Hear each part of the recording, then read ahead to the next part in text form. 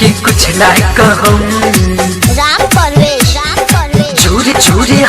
हार जाए सनम तोरा के कुछ ना कहूं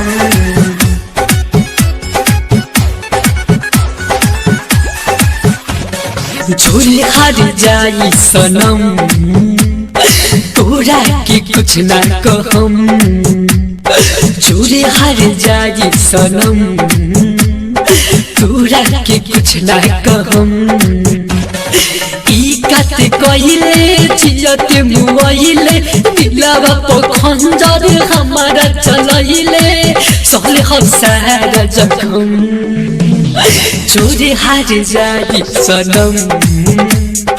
तोरा के कुछ ना कहम चोरे हार जाई सनम तोरा के नहीं रोकम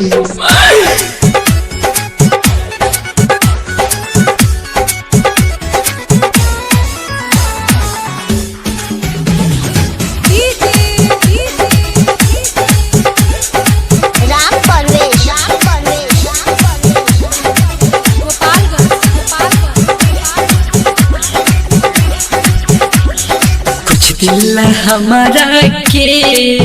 तेजी नदी हले रे जखम पे कही के बात कहे सिए नदी हले रे कुछ दिल हमारा के तेजी नदी हले रे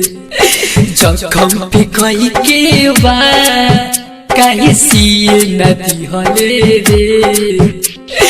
कोई नहीं भरोसा दिहलते धोखा चोट लगे तोर के आई एगो मौका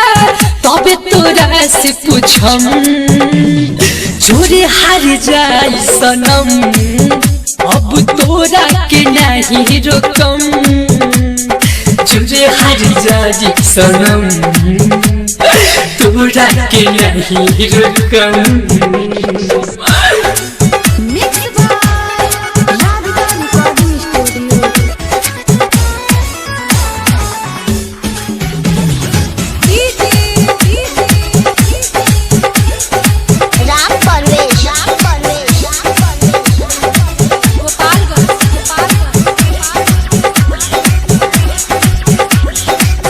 बाहरी तो सुनिले धर्मेंद्र समरिया से राहुल राजा के मत देखी है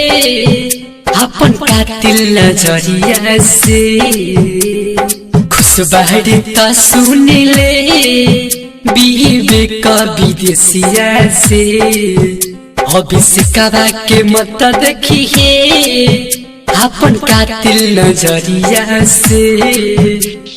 फिर जाने आई है हमके भुलाई है जाने हमर वापस देखते जाए है कुल बड़े आँख नम चोरी हार जाए सनम